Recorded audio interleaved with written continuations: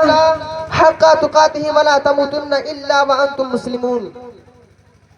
اے ایمان والو، تم اللہ سے ڈرو جیسا کہ تمہیں ڈرنے کا حق ہے، اور تم اس دنیا میں رہ کر مت مرنا مگر مسلمان ہو کر۔ حضرات محترم، اللہ رب العزت فرما رہا ہے، اے میرے بندو، اے ایمان والو، دنیا میں رہو اور اللہ سے ڈرو، اور اس دنیا سے مت جانا مگر مسلمان ہو کر۔ اب آئیے میں آپ کو بتاؤں کہ اللہ رب العزت کا خوف اور ڈر کیا ہوتا ہے۔ حضرات محترم، خوف خدا وہ نیک اور مقبول عمل ہے کہ جس کے دل میں یہ خوف خدا بیٹھ جاتا ہے، وہ دل نیکی اور تقوی کا مرکز بن جاتا ہے۔ بولے سبحان اللہ۔ وہ دل نیکی اور تقوی کا مرکز بن جاتا ہے، اور وہ شخص، وہ انسان تمام قسم کے گناہوں سے پاک ہو کر اللہ رب العزت کی بارگاہ میں مقبول ہو جاتا ہے۔ یہ خوف خدا کا نتیجہ ہوتا ہے کہ جب کوئی بندہ اللہ تبارک و تعالیٰ سے ڈرنے لگتا ہے تو اس بندے کے جسم، اس بندے کے تمام اعضاء، مثال کے طور پر اس بندے کے ہاتھ، پیر، جسم، آنکھ، کان وغیرہ سب کے سب برے کاموں کی طرف نظر نہیں آتے بلکہ اچھے کاموں کی طرف چلتے ہوئے نظر آتے ہیں۔ میری گفتگو کا خلاصہ یہ ہے کہ جب بندہ اپنے دل میں خوف خدا پیدا کر لیتا ہے تو وہ تمام قسم کے گناہ سے پاک ہو کر اللہ رب العزت کی بارگاہ میں مقبول اور محبوب ہو جاتا ہے، اور یہ خوف خدا کا انعام اور اکرام ہوتا ہے۔ اللہ رب العزت سے جو بندہ ڈرنے لگتا ہے، دنیا میں اس کے لیے خیر و برکت ہے، اور آخرت میں عزت و عظمت ہے، نجات و بخشش ہے، اور پھر اس کے لیے جنت کی نعمت ہے۔ اب آئیے اپنے ذہنوں کو قریب کریے۔ نبی کریم صلی اللہ علیہ وسلم نے فرمایا، جب کوئی بندہ اللہ رب العزت کی بارگاہ میں رو گڑگڑا کر توبہ کرتا ہے، اے اللہ میرے گناہوں کو معاف فرما دے، اے اللہ میرے گناہوں کو بخش دے، تو میں نبی کریم صلی اللہ علیہ وسلم نے فرمایا، سنو کتنی محبت سے فرمایا نبی کریم صلی اللہ علیہ وسلم نے فرمایا، کما یتحانت عن الشیاطی فرقھا، جب کوئی بندہ اپنے گناہوں سے توبہ کرتا ہے تو گویا کہ اس کے گناہ اس کے جسم سے ایسے جھڑ جاتے ہیں کہ جب بندہ ایک درخت کو ہلاتا ہے تو اس کے پتے جھڑ جاتے ہیں۔ یہ خوف خدا کا نتیجہ ہوتا ہے کہ جب بندہ اپنے دل میں خوف خدا پیدا کر لیتا ہے، اور جب کوئی گناہ کرتا ہے اور جب وہ توبہ کرتا ہے تو حضور نے فرمایا وہ اس درخت کی طرح ہے کہ جس درخت کے پتوں کو ہلایا جائے اور اس درخت کے پتے جس طرح گرتے ہیں، اسی طرح اس انسان کے بدن سے اس کے گناہ جھڑ جاتے ہیں۔ حضرات محترم، اس کے من الناری من ذکرنی یوما او خافنی فی مقام، اس شخص کو دوزخ سے نکال دیا جائے جو بندہ دنیا میں رہ کر ایک بھی دن اللہ رب العزت کو یاد کیا ہو، یا اللہ رب العزت کے خوف سے دنیا میں رہ کر اللہ کا خوف پیدا کر کے اللہ کے ڈر سے ڈرا ہو۔ بولے سبحان اللہ۔ اور اس کے آگے نبی کریم صلی اللہ علیہ وسلم نے ارشاد فرمایا، لا تمسہم النار، لا تمسہم النار من لا تمسہم النار عین بکت من خشیت اللہ وباتت تحرق فی سبیل اللہ، یعنی دو آنکھوں کو جہنم کی آگ کبھی نہیں جلا سکتی، ایک وہ آنکھ جو اللہ رب العزت کی یاد میں روئی ہو، اور ایک وہ آنکھ جو اللہ رب العزت کی راہ میں رات گزاری ہو۔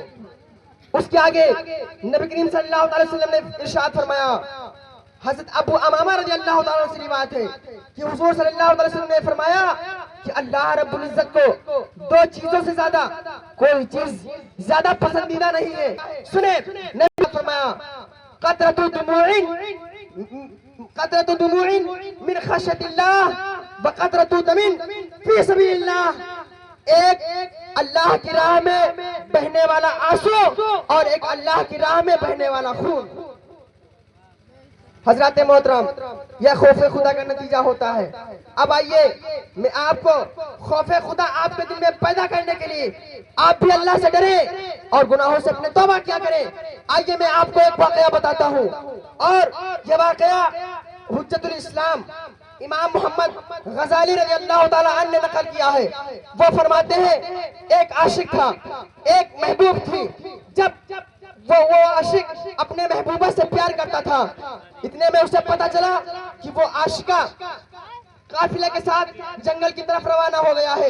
وہ عاشق بھی اس کے پیچھے ہو لیتا ہے, اور پیچھے چلتے چلتے جب وہ قافلہ ایک جنگل میں رکتا ہے, رکنے کے بعد وہ قافلہ بہت تھکا ہوا تھا, بہت ماندہ ہوا تھا. وہ قافلے والے فوراً سو گئے. جب اس عاشق نے یہ دیکھا کہ قافلے والے سو گئے ہیں, تو وہ عاشق اپنی محبوبہ کے پاس پہنچا اور جا کر کہنے لگا, اے محبوبہ میں تجھ سے محبت کرتا ہوں, میں تجھ سے پیار کرتا ہوں. اس محبوبہ نے کیا جواب دیا سنیں.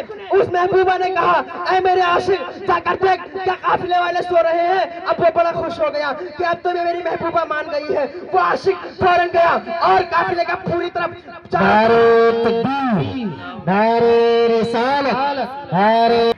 وہ عاشقہ وہ محبوبہ جنگل میں پہنچی, اور اس کے ساتھیوں جتنے لوگ ساتھ تھے جب وہ سو گئے, جب اس عاشق نے موقع دیکھا اور جا کر اپنی محبوبہ کے پاس پہنچ گیا اور جا کر کہنے لگا میں تجھ سے محبت کرتا ہوں.